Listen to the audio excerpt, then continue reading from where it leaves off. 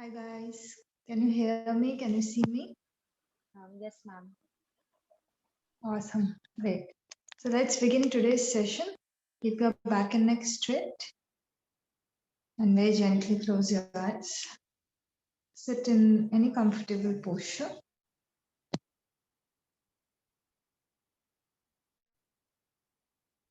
Bring the mind to the breathing. Observe your breath as you inhale and exhale.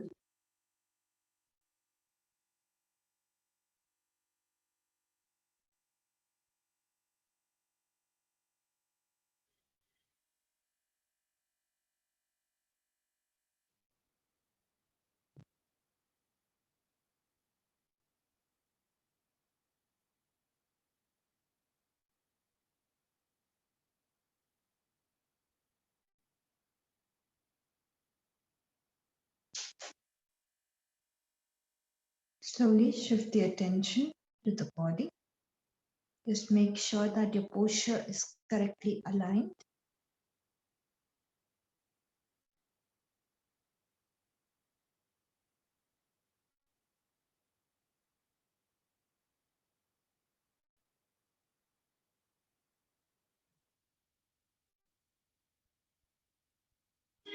Slowly come back to the breath.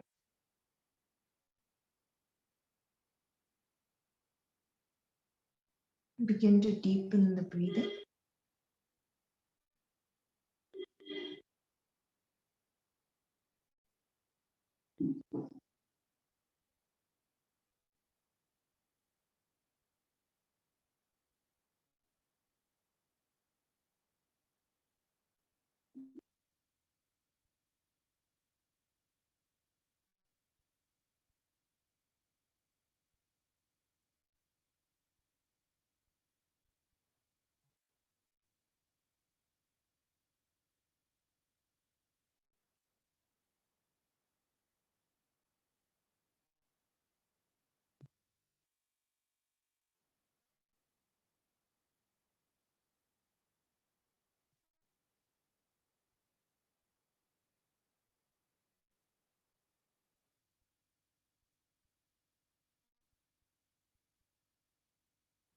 Relax your mind and prepare the mind for Om chanting.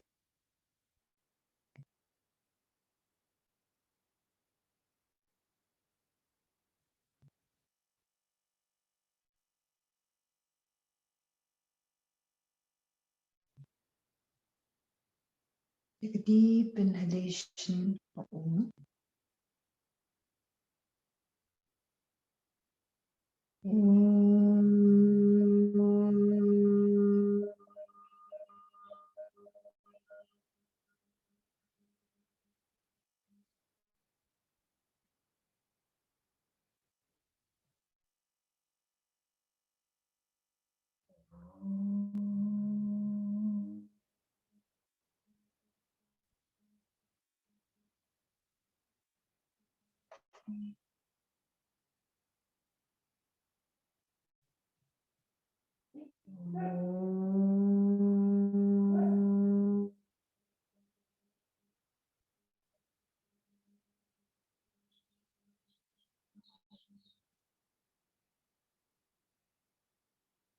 Shanti,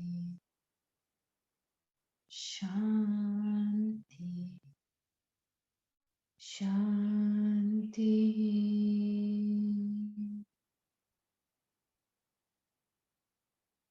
Observe the vibrations.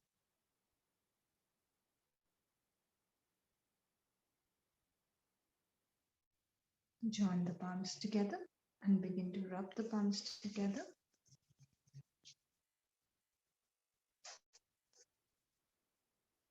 Keep your palms on your eyes. Very slowly, while blinking and looking at your palms, begin to open up your eyes and come back with a big smile. Let us begin today's session. So, in the previous class, we were talking about the lifestyle practices. So, today we are going to complete this topic. right? So next point for discussion over here is are the thoughts, okay?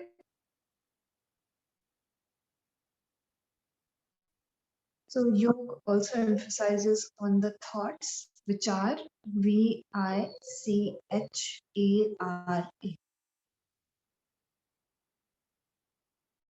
and not just any type, any kind of thoughts. The right kind of thought should be inculcated in your life, right? So yoga, like in pranayam also we read about the 5 koshas, right? 5 sheets, and you saw that the mental layer is quite deep, right? So whatever comes in the mind, it comes in your, actions as well, right? So the manomaya kosh, the mental body, it influences the pranic body and also the physical body, right? So mind has the power over prana, actually, right? If you look from this approach, so because mind is at a more subtle level, so the prana, it acts according to your mental state. So you will see a lot of times you don't want to do something, but because you are in that kind of mental state, you end up doing it anyway, because the control is given to the mind. Okay. Overall, if you even read in psychology, the mind holds a lot of power, right? So it is because somebody thought of a smartphone that today there are smartphones, right? And today then we are connected over video call, right? And we are conducting classes, right? But if the idea didn't occur, right, then there is no way in which further proceedings would have taken place, right? So the thought becomes the reason for the happening of things, right? So in that same way, if you have a negative thought pattern, right, you will generally see that similar kinds of things are happening in your life, right? If suppose you believe in a particular thing, right? Now nobody can convince you against it, right? So you will see everything around you begins to align itself according to that, right? And this is not just a yogic concept. Even today, quantum physics is working on proving these things, right? So various experiments have been done on this thing. So when it was seen that when a particle was isolated and it was anticipated that it will behave in a certain way, then it actually as a conclusion of the experiment, that particle behaved in that particular, right? And then in the same way, the same particle, now the expectation was changed, right? And the particle was again isolated, and whatever way in which the expectation was set, the same particle started behaving in that other way, right? So it's just a matter of the belief system, right? If today you don't like something, okay, so you can try and experiment this with something you are not really close or attached to, okay, something which you are really like, which is distant to you, it doesn't affect you too much. So suppose right now you have a negative approach towards that thing, so just as an experiment, try to change your approach towards that thing, right? Once you just slightly change your approach, you will see actually that thing starts changing for you, right? Now if you were, like, suppose you were seeing someone in a negative light, right, and you decide you want to see them in a positive light, so your mind will actually come in and support that theory, right? Which is quite scary as well, because all of your whatever you are viewing, it's according to a particular perception, right? So if you're able to shift that thing, very easily you will be able to solve most of the problems in your life. But it is very hard to make this shift, right?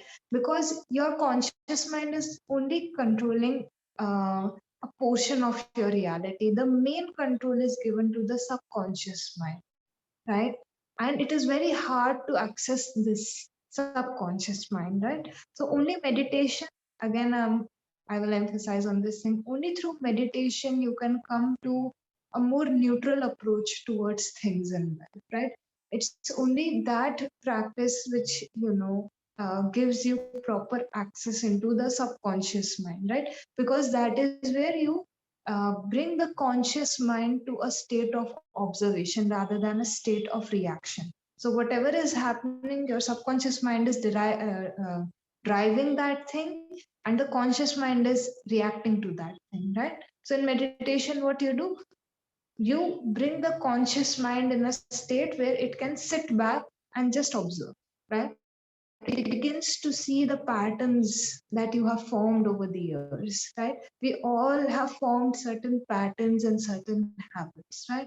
So yoga says that if you gain control, or if you not even gaining control, so it happens. Okay, so if you work on the deeper level, your negative um, thought process will shift or begin to take a direction towards the more positive aspect, at least in the beginning, right? Because you come in a state of observation, right?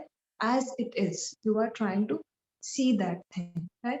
And most of us, uh, we don't want to admit this thing, but most of us, our attention mostly in life is towards what can go wrong, right? So whenever we think of a situation, or whenever we think of any circumstance, our first thought is that what can go wrong over, right? So we are constantly focusing all our energy on something negative, right? So it begins to expand for us, right? Wherever I will give my attention, that thing will, increase in my life, right? So constantly, because we are driven by so much fear, right? And it is biological, right? So you don't have to take all the blame. So and as you like read about evolution, earlier we were in a crisis for food, right? We didn't know where we would find shelter, right? So it's like a biological thing which happens, but our system hasn't adjusted to the fact that now we have everything,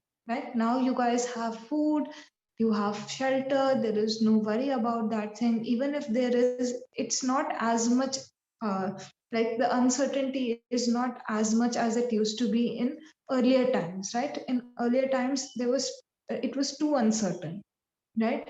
So are, somewhere we are still carrying those fears within us, right? Which actually drive our entire life, right? And currently we don't have to worry about these things, right? So it's like we are unable to recognize that we are still stuck in that pattern. So all of our attention flows towards what we don't have, or what can go wrong, or what can be bad in a particular situation, right? And that, in turn, uh, seals that thing. Why? Because constantly you're focused on something which is negative, right? This is negative thinking. Negative thinking isn't that you are constantly complaining and criticizing. That is another form, right? That is more recognizable. But the fact that you're consistently focused on the things that will not work out is also negative thinking, right? So yoga helps you to change this approach. It shows you, it puts you in a process where you can shift your perspective. Now you can focus on what is there, there is a greater sense of satisfaction that is created because you observe the things. Now you are taking a break, right? And you will see most of the people who are doing really well in their life, you will see they have worked on training their mind, right? Because they recognize that the mind has a lot of power, right, over us, over our actions, over our speech, right? So if you begin to work on your mind today, I can assure you that tomorrow, I don't know where you guys will be, but you will definitely be more positive because you are constantly putting in work towards the one thing that is the most important. And when people do asana practice, when they do pranayam practice, these are great practices. But they skip out on the most important part, which is the mind, right? If the training to the mind is not given, you can train your body, you can train your breath, but if the training to the mind is not given, then these practices also lose their essence somewhere, or they just remain physical practices, right? You will never be able to go deeper into your practice, right? I've seen so many examples, like so many people in my batch when I was studying. Uh, those guys, they were so focused on asana, they were so focused on pranayama, and the development of the character is not given any importance, and that only happens as you cleanse the mind, right? So when will you stand for yourself, take a stand for yourself, when all the situations around you are saying no, but you know that this is the correct thing for you, right? And if you are not in touch with what your choices are or what your liking is, then you will never be able to stand for your own self, right? So yoga focuses on this aspect, because a lot of people can do so many asanas, but the sense of integrity is lacking, right? The sense of character is lacking. You will find people who are very flexible, no, but that is not the target of yoga. The target of yoga is something way deeper. It cleanses on a very deep level, right? It gives you the clarity on a deep level. Like most of the times, maybe you won't even be able to explain that thing, right? But you know, that sense of clarity comes in within you, right? So when you work on the mind, when you work, do the little practices which help you to give direction to your negative thoughts, you begin to see little changes come up in your life, right? Initially they will seem very little, and you will not be able to track the progress too much as well when you work on the mind, right? The progress isn't as traceable as it is in asana, right? But over a period of time, the quality of your life, it will change drastically, right? So Patanjali has also emphasized on this thing, and he has talked of a very interesting concept called Chitta Prasadhanam. Chitta Prasadhanam.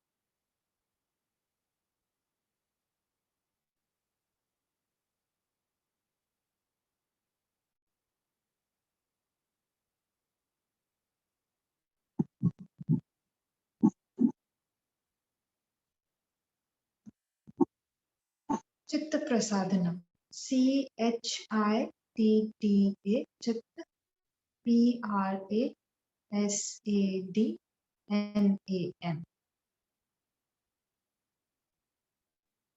So over here he has given like the mental attitude. So you will come across a lot of people in your life, right? So all of the people you come across in your life, he said that you can place them in four categories, right? And he has given a way of dealing with each and every category, right? So he said that if you meet someone who is um, happy, has a positive vibe, right? So those kind of people, so happy people, basically. So you should act in a way of friendliness, right? So if you meet happy people, people who have positive vibes, so they will help you to change your environment, right? So your where you live and the people around you, they form your environment, right? An environment has a very great role on the way in which Ma'am, we live. I'm sorry, your voice just broke. I just want to confirm that this is the definition, the meaning of Chitta Prasadnam you're telling, right? That the happy people should be around? Because your Yes, voice yes. just cracked. Yeah, okay. Okay. Thank Four types of people you will come across in your life, and each and every type of people you have to behave differently with them. Okay. So Chit Prasadhanam talks of the mental attitude, right? That you have to take up when you interact with such people. Okay. So first thing is happy people. So you will come across some people who are very, positive, right? And your people make up the most where you live, and the people around you, they make up the environment, right? That becomes your environment, and environment has a great impact on who we are, right? It influences us a lot, right? So if you begin to come across people who are very have positive kind of thinking. So happy means they have a very positive kind of thinking. That is why, they find satisfaction in everything around them, right?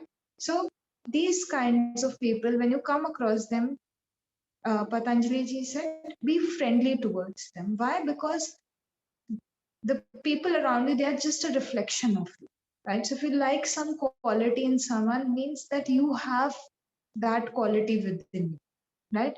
And sometimes we just have to work a little bit more on that quality, right? So when you come across such people, be friendly towards them, try to keep them around, right? So that you can work on enhancing that portion within you, right? Like if you have a talent for something and then you actually join the professional classes for that thing, right? So what you are doing, you are creating your environment so that that talent can get some growth and some support, right? So in that same way, now that you have come and you got connected to so many people who have similar thinking, right? So try to show a very friendly attitude towards them, because these guys, so after your classes end, maybe you guys only will form groups and you will do practice together, right? So these things will help you to support your own hobbies and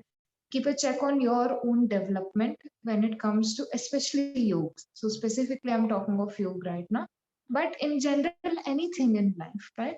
With whatever things you like, you form a community, community of people, so that that thing can, constantly be repeated in your life, right?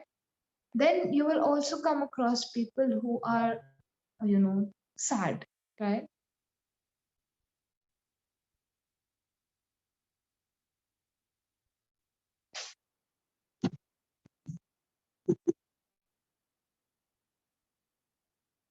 Okay, so you will come across people who are not doing so good, who are not as cheered up as you guys are, right?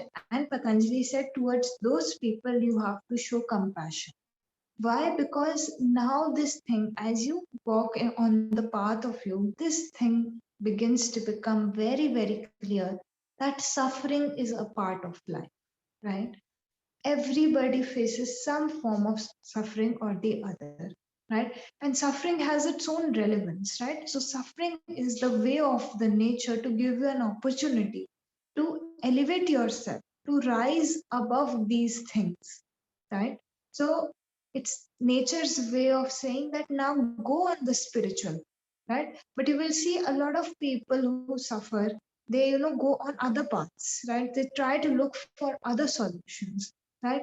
And then they come back to zero again. So they are exactly on their point of suffering. So they never work on their suffering, right? What they do is they find ways to avoid it, right? And even when people begin to walk on the spiritual path, they use it as a distraction, right? So you will see a lot of people, they get stuck in us. They want to do is attain more flexibility as they practice, right? And then they get stuck over there, right? And I told you, this is a stepping stone for the future practices or for the advanced practices. So the nature is giving you suffering so that you wake up, right? It's the wake up call by the nature that you can walk on a path that can elevate, that can free you, that will give you the freedom from all your sufferings, right? So it's very good that no matter what happened, you guys reached here. You could have done so many other things with your time which wouldn't have added, right? So when you come on this path, your eyes begin to open that everybody around you is suffering, right? In some way or the other. This feeling and this recognition deepens as you deepen your practice of yoga, because now you become more sensitive. Now you are working on cleaning yourself, right? You see suffering all around you, right? Everyone, everything, there is this truth, right? It is a truth. It's nothing to be sad about. It is a truth of life, right? And when you begin to walk on the path of yoga, you begin to elevate that thing, right? So you also see that the other person who is sad and they are not walking on this path. So you understand. One thing you understand, okay, this is the solution, right? Second thing, you cannot force everyone to walk on this path. So suppose after the classes you feel that this course has done really good to you, and maybe you want to recommend it to someone, right? And they are not in that kind of headspace. So it's not necessary that they will end up joining this thing, right? But now you see that they are also in the same category, they are also suffering, right? So what you begin to do, you begin to show compassion towards them, right? You understand that it is okay, right? And when they feel ready, you nudge them in the right direction. So after these classes, be if you become teachers, that's great. If you don't, right, still you get more connection to this reality of the human life, right? And whenever anybody around you feels ready, at least you can be there to direct them, right? For your loved ones only, that is also enough. At least you can show them the path. And it is your compassion. If somebody is sad and you go over there and you give them all the knowledge that okay, you should do this, you should do that, it will do them no good, right? Will it? If somebody is sad, you are telling them you are not doing this, you should do this, you are not doing this, you should do this. So the person ends up becoming more sad, no, suffers more, because that person also knows, but there is some barrier which is stopping them from practicing those things, right? And yoga removes these barriers. When you go through the process, these barriers, they begin to get removed, right? So you show compassion towards them, because that is a correct way of dealing with them. Anger can never be, overcome by anger. If there is fire, you cannot possibly, expect to add petrol and think that the fire will get extinguished. You have to come in with a different quality to balance that thing out. If you throw water on fire, yeah, it will, eventually it will calm down, right? But if somebody is sad, then you become, come in with more sadness. If somebody is angry, you come in with more anger, right? You will never be able to sort the things out, right? So second, this is very important, right? Always be compassionate when you see somebody suffering, because that is the way in which you will be able to, help them, right? Then there would be a point in your life, and we all have these kinds of people in our lives who are very virtuous in nature.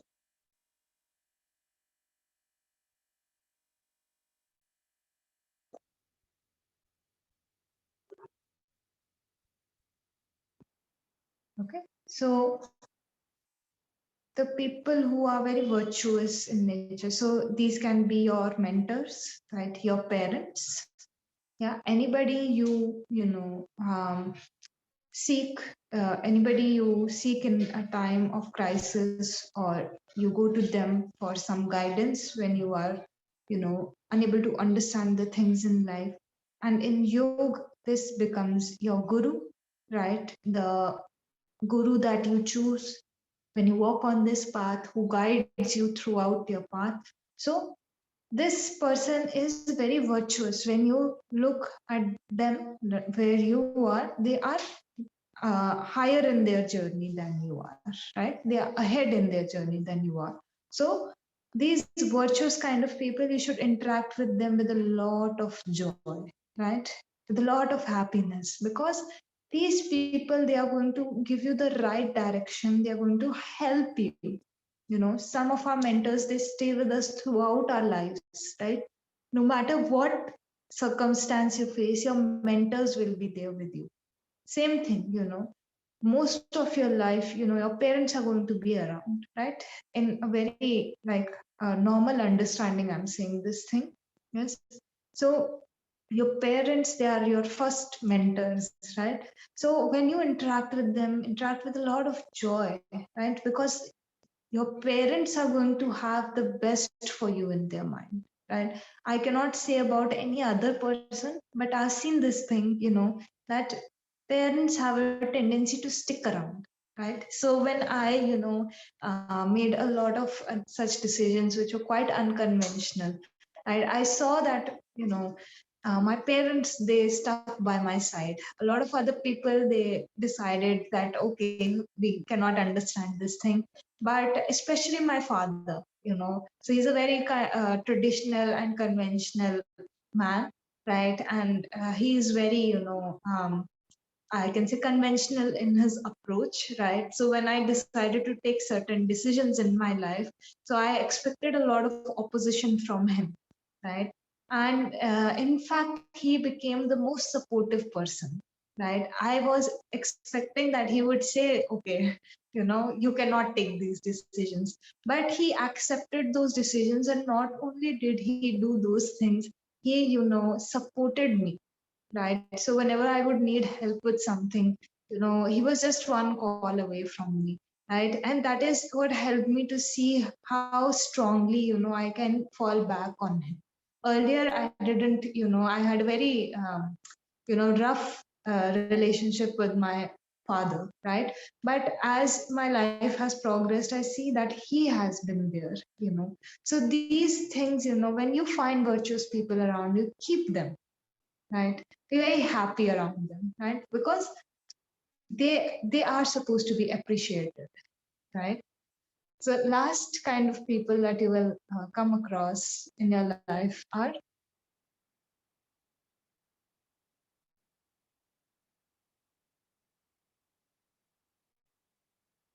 non-virtuous people, right? And towards them you have to show indifference.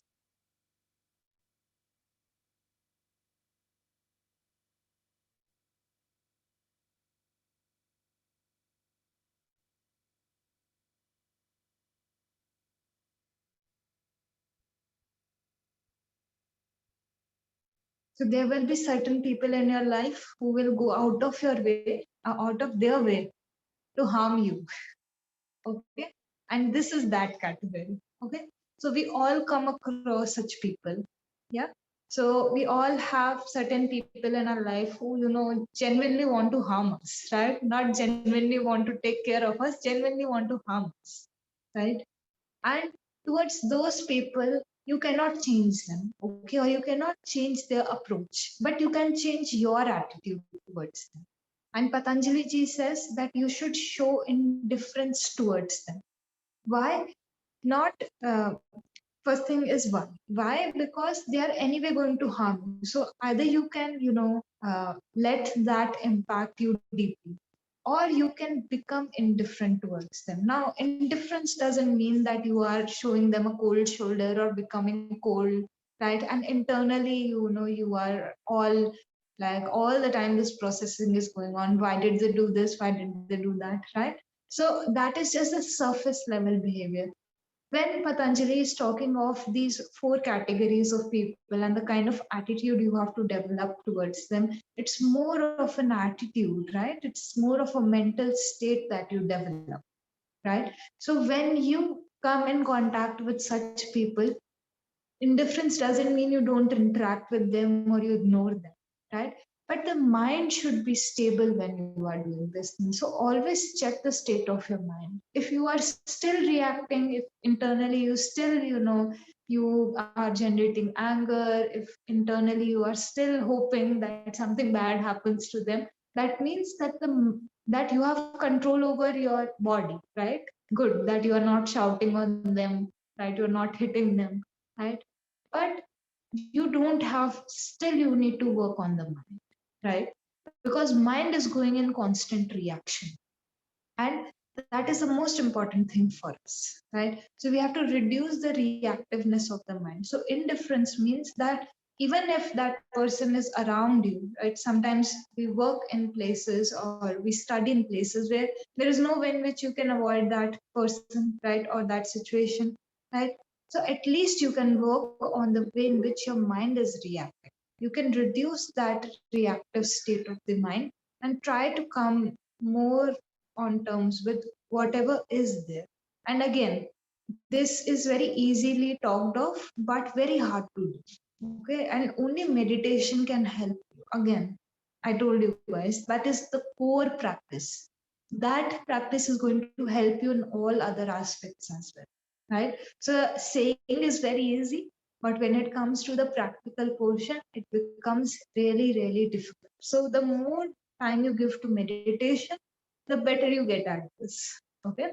So today's work is what you're going to observe all the people you interact with and you can categorize them, right? And you, on the basis of how you categorize them, you can change your attitude towards them, right? Maybe someone is sad, they need your help, so show compassion. If somebody you find that they are really good and you want to be around them, be friendly towards them. So like this you guys can work on this in your life in general also, and today specifically you have to put in the work towards this thing, right? Any doubts so far? So last point for us when it comes to lifestyle is the right behavior.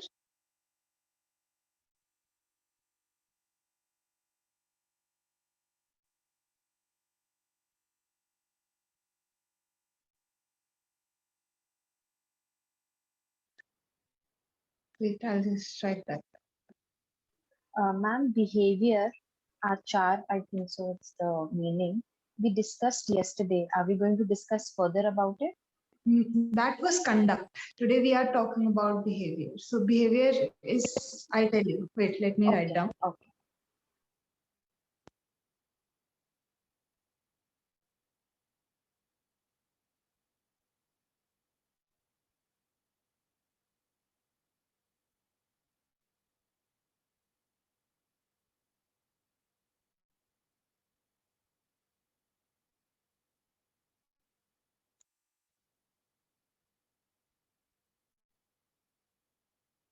Vyavhar or behavior.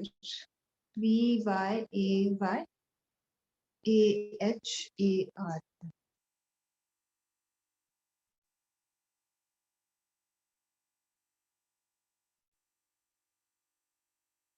Right? So your behavior is actually forming the day-to-day function, right? So conduct is more about, I told you, long term, right? The habits that you form, the attitudes that you form in your life. Behavior is more about each and every day, each and every single activity that you guys do, right? So behavior turns into conduct, right? If you work on your behavior, then the conduct, you get access to the conduct, right? So when this behavior, it becomes automated, it becomes mechanical, then it becomes your way of conduction, right?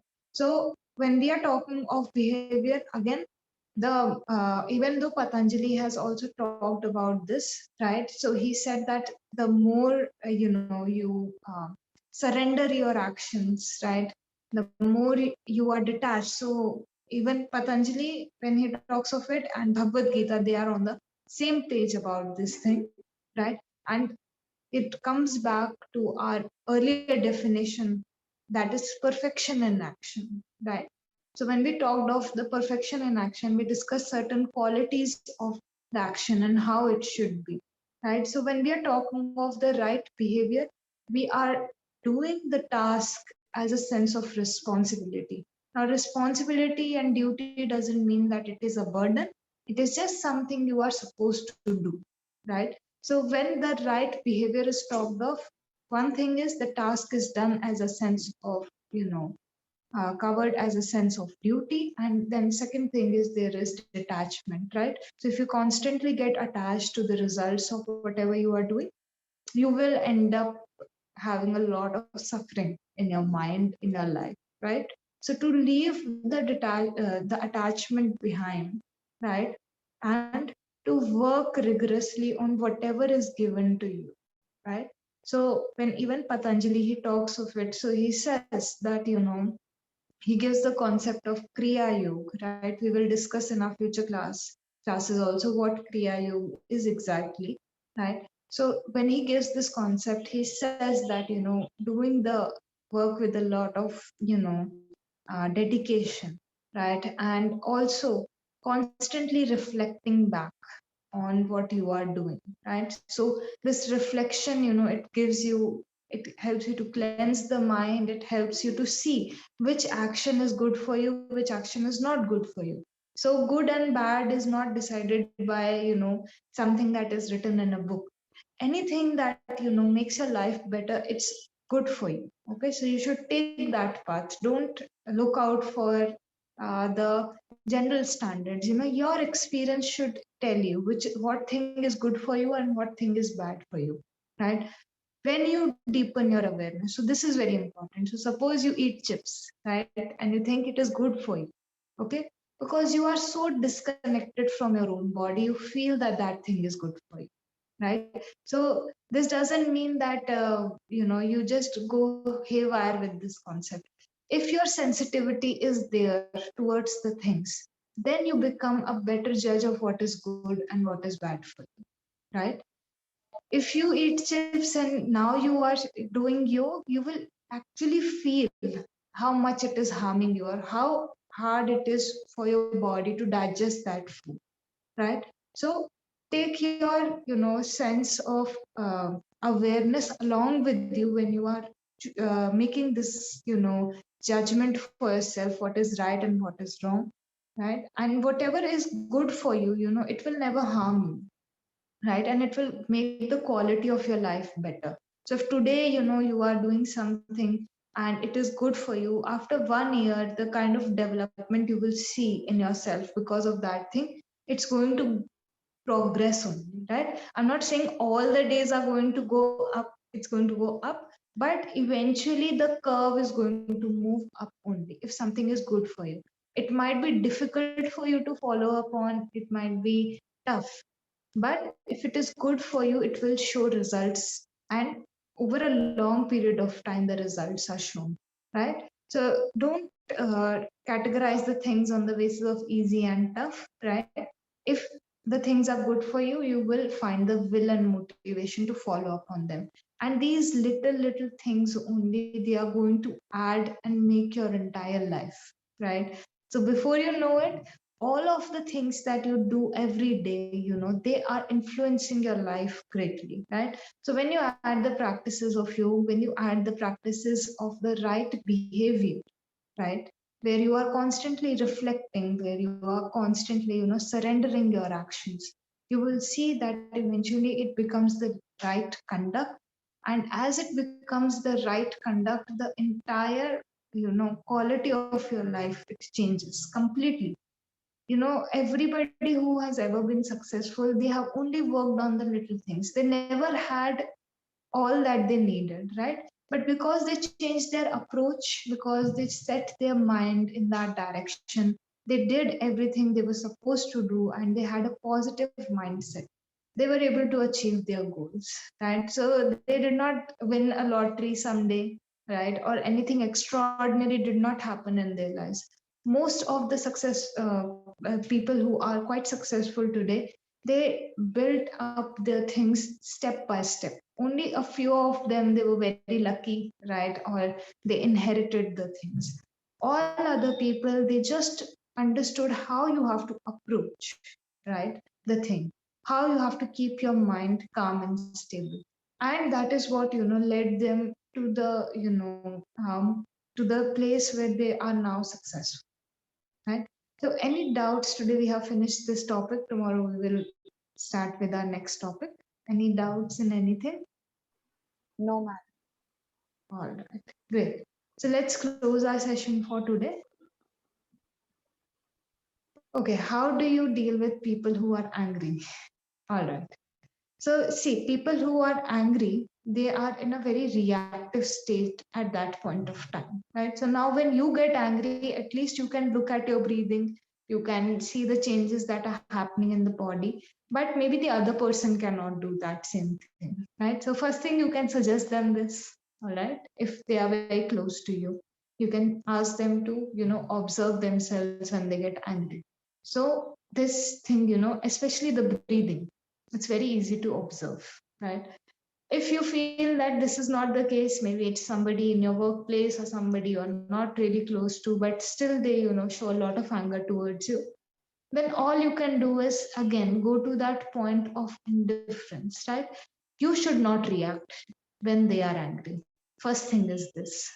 Because if you start shouting, if you start fighting back at that point of time, it's only going to aggravate the conflict, right? So first thing is you have to simply observe, right? So you can begin to observe your breathing, you can begin to observe how your body is reacting, maybe your heart rate increases, all the reaction that the mind is giving, it shows up on the body as well, right? So you can go ahead and do that.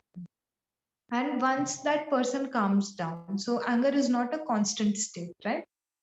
So it will eventually come down, right? So when that anger comes down, then try to have a conversation with that person, because an emotional person, you will see, will never listen to logic.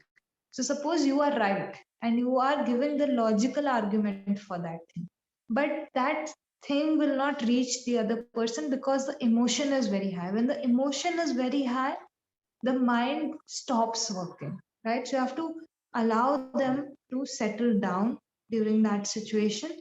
And then when you feel the time is right, you have to go and have a conversation with them, because again, if it is repeating over and over again, then there is no point, right? So you have to confront also at that point of time, but go in with a very relaxed and calm state of mind, because it might happen that when you start having a conversation with them again, then again they will get very angry. Okay, so for you, it is very important to maintain the stability in your mind, right? Am I able to answer what you asked?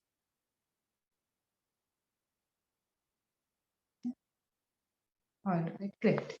So let's close our session for today. Keep your back and neck straight and gently close your eyes.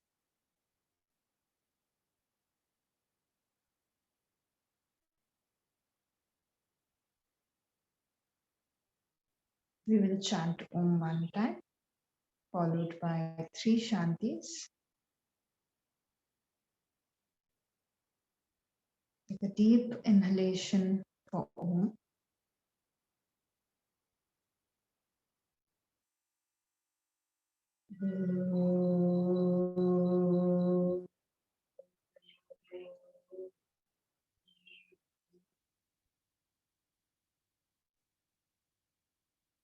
Shanti, Shanti, Shanti.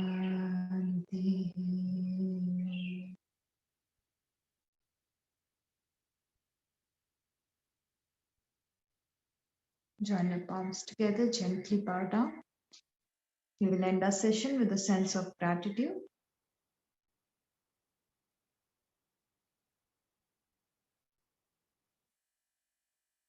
Begin to rub your palms together.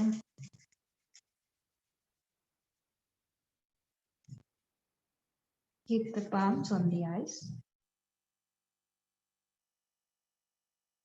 Very slowly and gently, begin to open up your eyes. Start looking at the palm. Namaste, everyone. I will see you all for your pranayam class in the afternoon. Take care, guys, and bye-bye. Thank you, ma'am. Thank you. Bye-bye.